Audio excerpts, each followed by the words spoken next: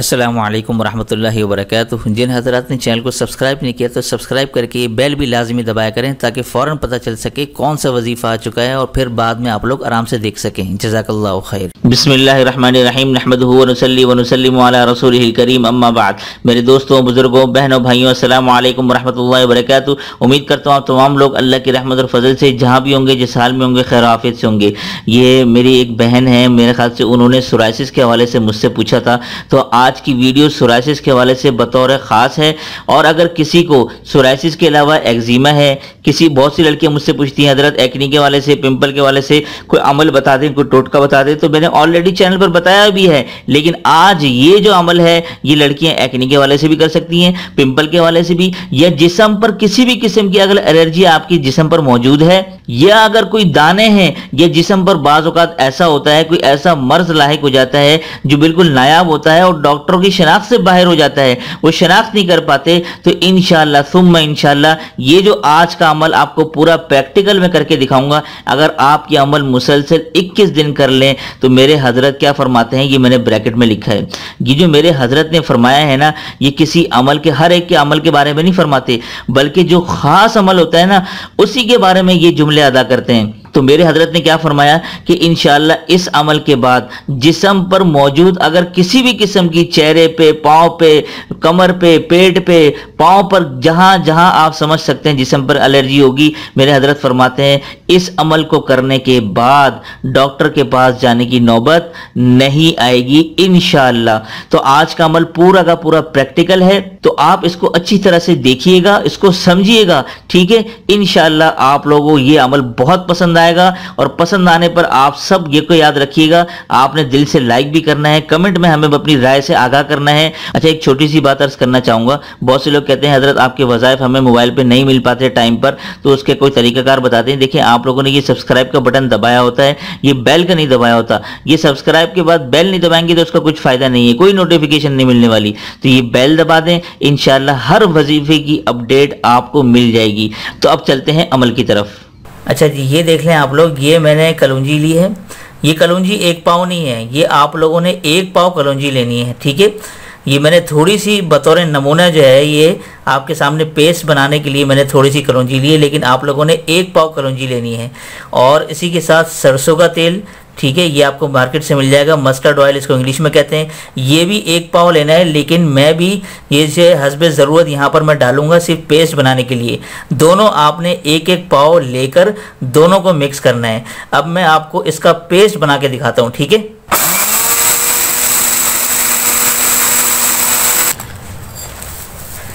अब ये हमने ग्राइंड कर लिया है। अब इसको ये देखें, ये पूरा बारीक सा पेस्ट बन गया। ये मैं भी आपको ये दिखाता हूँ। अब आप ये देखें, ये बिल्कुल बारीक सा पेस्ट बन जाएगा, ठीक है। इस तरह से आपने अच्छी तरह ग्राइंड करना है। अब हम इसके ऊपर डालेंगे सरसों का तेल। मैं आपको बताता हूँ किस तरह पेस्ट बनाना है और किस तरह पेस्ट लगाना है। अच्छा जी, ये सैंपल के तौर पे इसमें 1-2 चम्मच मैं आपको डाल के दिखा रहा हूँ, ठीक है। ये इतना हो गया। और अब आपने ये सरसों का तेल डालना है, ठीक है। ये देखें, ये मैंने ये डाल लिए, और आप अपने हिसाब से देख लें कि किस तरह आपने डालना है। ये अब मैं आपको ये मिक्स करके दिखाता हूँ। ये आपने इस तरह से अच्छी तरह से इसको मिक्स करना है।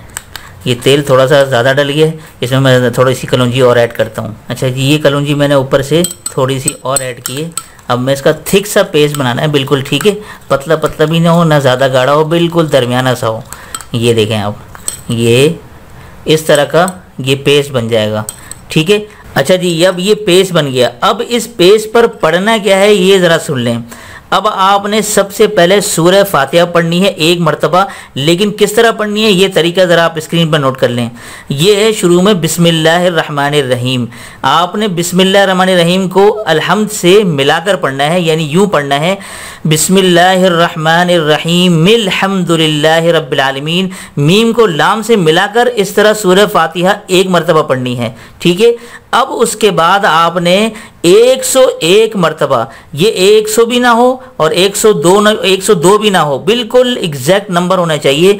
101 मरतबा आयत करीमा ला इलाहा इल्ला अंत सुब्हानका इन्नी कुन्तु मिनज़ ज़ालिमीन, ये पढ़ने के बाद अब आपने 12 मरतबा दुरूद इब्राहिमी, जो नमाज वाला दुरूद पढ़ते हैं, इसमें कोई मुख्तसर छोटा दुरूद नहीं चलेगा, दुरूद इब्राहिमी लाजमी है। ठीक है, अब आप यहाँ देखें, ये पढ़ने के बाद आपने इस पेज पे दम करना है। ठीक है, अच्छा जी, अब आप ये देखें, ये अभी जो है वो ये अभी स्किन पे लगा के दिखाया जा रहा है आपको।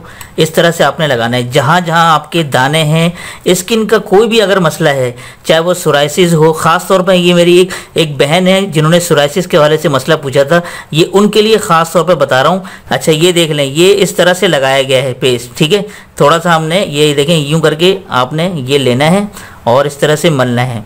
ये मलना है आपने उस जगह पे जहाँ पर एलर्जी है, जिस्म पर कहीं भी है, सोराइसिस है, कहीं दाने हैं, अगर चेहरे पर भी है तो चेहरे पर आपने इस तरह लगाना है। ये लगाना है आपने 1 से 2 घंटे तक। कोशिश करें कि ये खुश्क होने तक इसको लगा रहने दें और ठंडी जगह पर बैठ जाएं। ठीक है ना, लेकिन अगर आप खुश्क होने तक इंतज़ार नहीं कर सकते तो कम से कम इसको 1 से 1.5 घंटे का टाइम दें, 1 से 1.5 घंटा लगा रहने दें। उसके बाद उसको जहाँ जहाँ लगाया उसको उस जगह को वॉश कर लें या नहा लें।